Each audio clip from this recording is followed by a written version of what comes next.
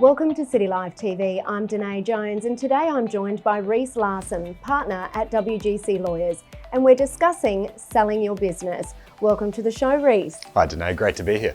So if we're looking at selling our business, what is it that you're trying to achieve when you're representing a client? Well, obviously we're looking to achieve whatever our clients' outcomes are, and that could be the best sale price, it could be continued involvement in the business, it could be looking after your employees. But most importantly, we just want to make sure that we get what our clients want done as quickly and affordably as possible. But that takes a combination of things, and that includes luck, good timing, and lots of careful planning. So if I was looking to sell my business, what are the first steps I need to take? Well, there's two fundamental questions you need to ask. The first is, what are you selling? And second, when do you want to sell? So as far as what are you selling, the question is, well, am I looking to sell my business, collectively a group of assets, or am I looking to sell the entity that owns my business? So there's two ways you can go about it. Typically when we're talking about business sales, we're talking about selling a collection of assets that in totality make up your business.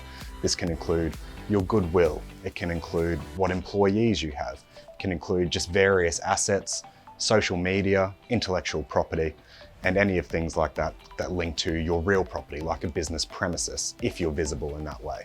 So that's your first question. And that's what most people do, is they sell a collection of assets that makes up their business. The second question you need to ask yourselves is, when do you want to sell? Because if you want to do it immediately, you've got to consider market influences and how people are going to be perceiving what you're trying to do.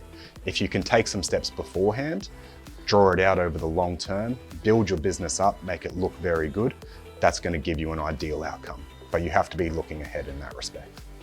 So how do we make our assets more saleable? Well, Danae, you have to be honest and you have to take a good hard look at your business. And I would also recommend engaging some professional advisors, whether they're business brokers, lawyers, accountants, business coaches, to assist you in having a good look at your business and determining what's there, what needs to be improved upon, and what can you afford to get rid of as you continue to position your business for sale. So some examples of this start with a very, very stringent internal audit, making sure that you understand exactly what constitutes your business at the moment. The second is building your business's financial credibility. Don't have messy accounting records or your books, your finances. You want that to be spick and span so that someone can look at that and understand exactly what they're paying good money for. If you have employees, then you want to make sure that your business's culture is in a great position. So if you are identifying issues previously that haven't quite been ironed out with your staff, this is the great opportunity to do it. And finally, if you have a business that has lots of street exposure from a premises, if you're leasing or whether you own it yourself, don't be selling a derelict building. Make sure you go in there and do some reparation works and it will be good to go and look really, really saleable for your prospective buyers. So Rhys, how do we go about finding a legitimate buyer? Well, Danae, I'm not the best salesperson in the world, but what I can tell you is that taking those steps we've addressed previously will make things a lot easier. So for starters, once you've compiled all of that information following your internal audit of the business and fixed up what you need to, you may, with the assistance of, say, a business broker or some other sales professional, compile what we might call an information memorandum. And that can be put out to prospective purchasers in their databases, and that also helps legitimize who you're finding. You'll be able to clearly put forward what you're selling and give some very, very complete information on this. And then hopefully the people that continue to give you expressions of interest will have read that information, understood it, and be very, very interested in purchasing your business. So we've done our audit, we've found a buyer, now what's next? Well, Danae, you and I have spoken before about the importance of having written contracts in place, and selling a business is no different. If anything, it's more important. So what we would typically do is advise our client to look at a standard form business sale contract, of which there are some great resources available, and then we would tailor that document to their specific circumstances. As with any standard form, it goes to do the majority, but it won't necessarily cover specific elements of your business. And that's where we get involved. We make sure that the contract addresses exactly what you're selling so that it can be conveyed free of clear title and that the buyer can inherit your assets, continue to run your business, make good money for their investment, whereas you, as the seller, get good money for the business that you're selling, and then you can go on without worrying about liabilities going forward. So when we're selling a business and we're handing it over to a new owner, what is the importance of the role of the lawyer in this process?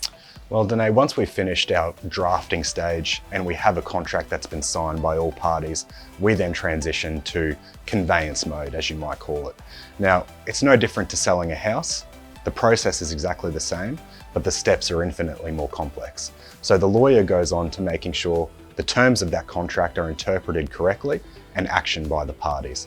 So an example of this is simply to make sure that everything that's contemplated by that document, the transfer of the assets, how your employees are to be dealt with, your goodwill, all of these things, the transfer of your lease, if you have one, or transfer of any other real property, we convey that to our clients and make sure that they can follow due process and have that done. So I've decided to sell my business. Who do I make contact with to make this a reality? Well, Danae, the first thing I would suggest to do is to give myself or my partners, Graham Dutton and Michael Hewlin, a call at WGC Lawyers, and we can help point you in the right direction. But in summary, it would be make that same call to your accountant, perhaps make that call to your business coach. We can refer you to business brokers who have a pool of prospective buyers in your relevant industry and start that process moving. But as I said, most importantly, complete that internal audit of your business, decide what you are selling and what outcomes you're seeking to achieve, and then we can all assist in pointing you in the right direction. That's been really helpful information. Thanks for joining us, Rhys. Thanks, Danae. Thanks for having me. And thanks for joining us on CityLife TV. If you'd like some more information about this topic and many others, head to citylifemedia.com.au or feel free to reach out to one of the experienced team at WGC Lawyers.